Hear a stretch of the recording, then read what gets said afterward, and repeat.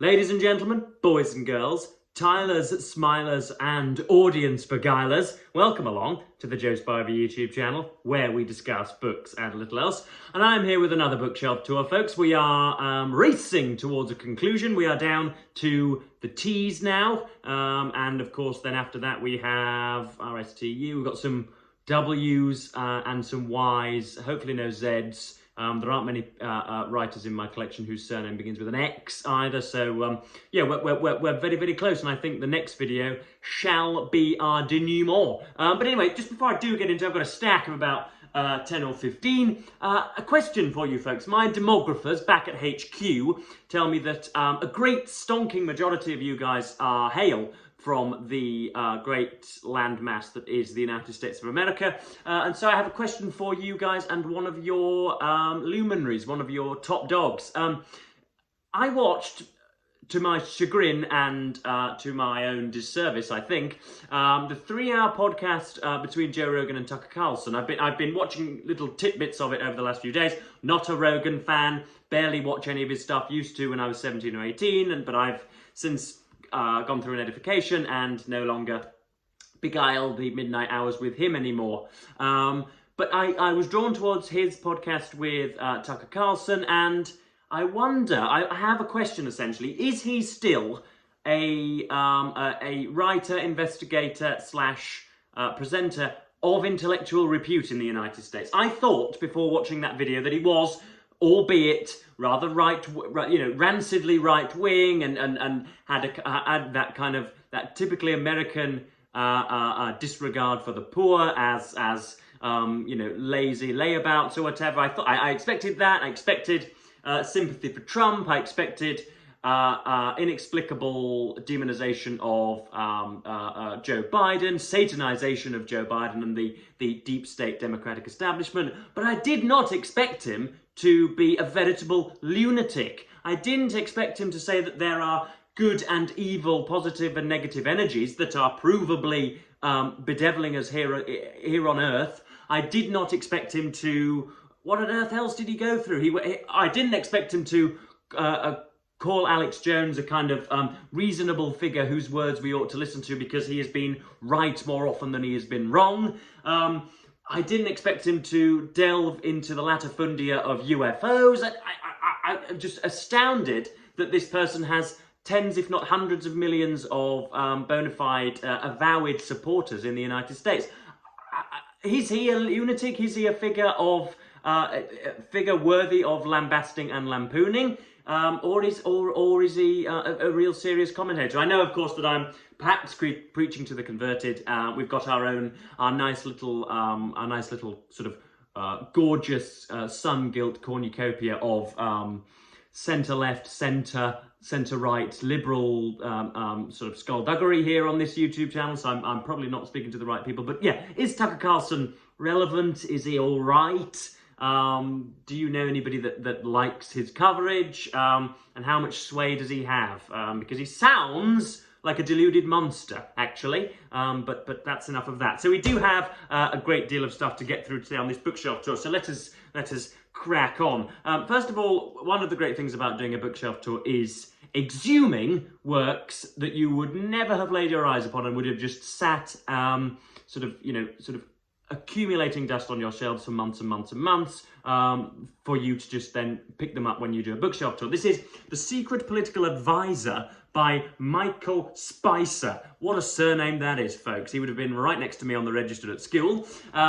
And so this is what's the subtitle? The Unredacted Files of the Man in the Room Next Door. So this is supposedly somebody who has had access to what I'm going to rather grandiosely call the ministerial machinations of Donald Trump and Boris Johnson and some other wayward goons and political henchmen and leaders, and has amalgamated them into a series of diary entries and text messages, and it's essentially the sort of candid reportage, but is, comes with text bubbles and emails and in the form of bullet point lists, miscellaneous farage data I've made up that might not be true, but probably is. This looks really, really weird. I am writing, currently, what should we say, dabbling in or with a book on political machinations and skullduggery, and the weird way in which the weird disparity between a politician's public pronouncements and their table talk, essentially, and the interplay between that. So this would be jolly interesting. I would never have picked it up had I not been doing a bookshelf tour for you guys, so I suppose that that is justification for doing these types of videos. So that's The Secret Political Advisor by Michael Spicer. Next up we have, I think I've featured this on a book haul before, never quite gotten around to reading it yet. This is Patrick Suskind's Perfume. There you can see there is a lady's breasts on the front. Not sure, that's a little bit of a tautology, isn't it, saying lady's breasts? I'm not sure I needed that, but anyway, that sounds like a very 21st century question that Piers Morgan would ask, wouldn't it? Can a lady have breasts, Alex Jones or whatever, on Talk TV or something? But yes, this is Perfume by Patrick Suskind, the story of a murderer. A literary event, a monster has appeared in German literature, and the like of him has not been seen since Oscar Matzereth. And we all remember Oscar Matzereth, don't we, folks? In intricate detail. Beating his little tin drum. Suskind's debut can only be described as a literary sensation. So this was Suskind's debut. I've no idea when this was written, who Patrick Suskind is, what the book will pertain to. Or be about, or focus on. I've got absolutely no clue, but I do like a debut novel. I'm currently reviewing one at this very hour, so that'll be jolly interesting too. Next up we have, we've got a few duplicates in this list, I will admit. We have the Penguin classic, Alfred Lord Tennyson, selected poems, and we have Alfred Lord Tennyson, The Major Works, in a mini thing like that. It's just dawning on me, was that in my previous video or was it not? I can't quite remember. This features in memoriam, which, in fact, yes, now that I am going over what indeed this stuff includes, I think it may have been in my last one, or it may have been in a poetry video, I can't remember. Such is my kind of disgraceful forgetfulness. But yes, this features in memoriam primarily, which centres on and is a eulogy on the death of Hallam, his childhood friend, a kind of searing intellect who was to be the Byron of his day, and was supposed to be set to be an excellent prime minister. They've got Wildean wit, Gladstonian eloquence, and Turing's commitment to detail, I imagine. All of those three things put together. I've got two collections. We've got a slightly smaller one here in the Penguin Classic. That is somebody picking flowers from a bush, and then there is bearded Mr. Tennyson there, scowling into the middle distance. Next up we have, oh Christ, I'm falling over. We have a pair of identical triplets, folks. This is so unnecessary, and I really needn't have 3 copies of the same book, but indeed we do. We have the Wordsworth Classic of Vanity Fair by William Makepeace Thackeray. I was just going to call him William Thackeray then. We've got I can't remember who publishes this. This is rather ornate, rather palatial, and rather nice. Distributed by Heron Books. This is Vanity Fair with the subtitle A Novel Without a Hero. That's a really nice copy there with your little silk bookmark, if I can pull it out without breaking things. There we are, silver bookmark. And then my personal favourite, the Wordsworth Classics of Vanity Fair there. So there you have the dandified gentleman. He is trying to woo her, and of course, yeah, it's. I'm told, I've not read the Blighter, but it is supposed to be a novel of, what is it, Regency excess? Let's have a look at one of the blurbs. Thackeray's upper-class Regency world is a noisy and jostling commercial fairground, predominantly driven by acquisitive greed and soulless materialism, in which the narrator himself plays a brilliantly versatile role as a serio-comic observer. I haven't read this. I've got 3 copies of the dastard thing, and I have not read it as of yet. Obviously, I'm told it's very, very funny, but yet incisive and serious, and I've never even started it, so I am keen to do so. And did it pave the way for the magazine Vanity Fair, or is that a sort of different pool of meaning entirely? I'm not sure. But yes, that would be jolly good to get through. And yeah, quite how I've got 3 copies, I'm not sure. I remember buying this one from a kind of an antique sale for a steal. I think these go for about £5 or £10 online, and I got it for £1.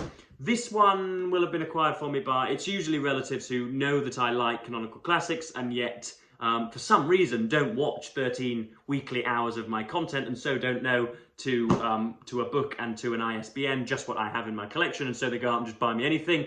And so I will have accumulated 2 extras. I would have accumulated a Thackeray surplus, but I think judging by the font and the spacing of the wording, I think I'm going to go for this copy. But yeah, if you're local in England, fancy popping around, then there are 2 fine, perfectly meritable and perfectly readable and legible copies of Vanity Fair for your choosing. Next up, we have something that almost certainly will have never appeared on BookTube. This is The World of Cycling According to G by Geraint Thomas. This is a very, very old book, but back when he was on the old Team Sky.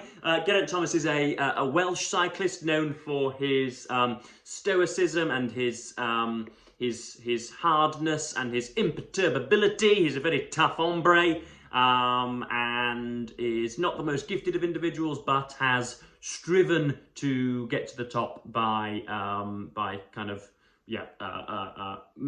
mastering his own brief, as it were. So yes, I'm positively potty about cycling. Every book I ever write, or every book I ever will write in the future, every book I have written, which is stowed away under my bed, concerns cycling in a major or minor way. It is a curious sport in that fans get to watch their stars by the roadside and get to have their favourite celebrities' sweat drip onto their forearms on a French alpine pass perhaps in the Pyrenees, or heaven forbid just down your local village when the nearest race comes past. It is, never have I known a sport reward its competitors with such a paucity of money. It's quite possible that you can do 40 and 50 hours a week, 30 hours a week of intense exercise. You can be the fittest person for 15 and 20 miles around, and yet you can risk dying by being plunged down a ravine at 60 miles an hour every single day of your life. You can leave the house at 4 a.m. in the morning in the pitch black wintry flurries. You can, move abroad and be completely estranged from your family, join a foreign team, have to learn French, Spanish and Italian, not know a soul, go around at 40 and 50 miles an hour in nothing but polyester/lycra. You could be ridiculed in the media space. You can be at the behest of cars on the road. And you can be completely invisible and only earn £50,000 and £60,000 as a result of it. They are the worst paid professional sport, most of them anyway. Of course, the top guys earn millions, but the average Joes, I hate that phrase, but nonetheless I'm going to employ it. The main legions, the main peloton of bonnet fodder don't earn much at all, and they really ought to. But it also doesn't lend itself to the new way that bidirectional digital media has reduced our attention spans and meant that basketball and the NFL and baseball and football all have to somehow be truncated so as to be commercialized and so as to be commensurate with our lower attention span. Cycling doesn't conform to any of that. It's oldie worldy, it is sort of recherche, it's bizarre in so many ways, and that is why I love it. And because I was raised on it from the age of 4 or 5. And this is Geraint Thomas's book on just a little bits and bobs that I read ages and ages ago. He does have a new book out, Climbs According to G or something like that, whereby he lives in one of the 3 hotspots. They either live in Girona, Nice or Monte Carlo if you're successful enough to be a professional, and I think he's talking about the new climbs in his new book. But that's The World According to G that I ought to return to because he is obviously it's been ghostwritten, he's not written a syllable of it, but I think it'd be quite interesting.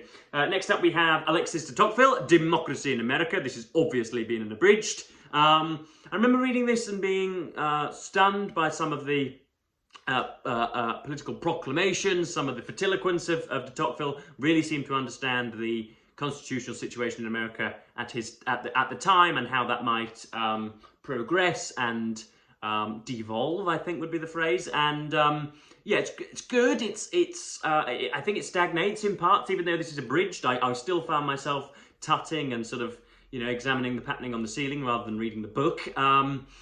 yeah, when he goes into the constitutional minutiae, when he talks about theories of governance, there are only a few chapters at a time, but I found those to be repetitive and dull. But nonetheless, very much worth your reading if you're an American citizen. And democracy is falling from.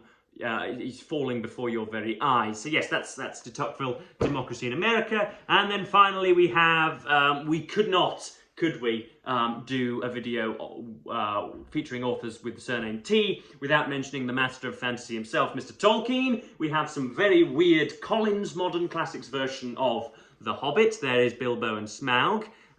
We have The Fellowship of the Ring with a little bit of Rivendell and a little bit of, is that mist or is that a river? That is, yeah, that looks to be a river. There's Gandalf and Frodo on poised on the precipice. Then we have the Two Towers, and we have, that will be Gondor? That will be Gondor, and that will be the Witch King of Angmar, I think. Goodness me, have I ever had intercourse with a woman? I'm not too sure. And then we have Lord of the Rings, The Return of the King. That is also Gondor, I believe, as well, where a big battle, of course, takes place. It's been a while since I have read any of these. Yeah, the usual youthful story of being completely transported to Bag End and the Shire by Peter Jackson rather than by J.R.R. Tolkien, but nonetheless, I have, of course, I've read these. When will it have been? I'll have been 17 or 18, I think, a long time ago. And I'm going to return to them. We might even, heaven forbid, do a read along. Yeah, they're jolly good, and I'm not even going to say the words Tom Bombadil because that will just get everybody annoyed. But yes, I'm going to get back to them, and yeah, it's as I say, it's what these bookshelf tours afford me is a kind of a sifting session. You get to know what you've read, what you haven't read, what you've been sleeping on, as I think the internet spiel would have it. So yes, this is always jolly good for the mind and the soul, and I get to put a video out to my shameless and pitiful punters. That's what you are, folks, shameful and pitiful punters. So yes, I am going to end this video here, and please do comment down below if you have any of these books, if you live within 5 or 6 miles of Hull and have yourself some transport and you know, would like to come down to my house and have a copy of Vanity Fair, then that would be amenable and agreeable. That would be doable, I think. So yes, please do let me know. But I'm going to cap this video just over 17 minutes, and thank you ever so much for watching BookTube, and say goodbye.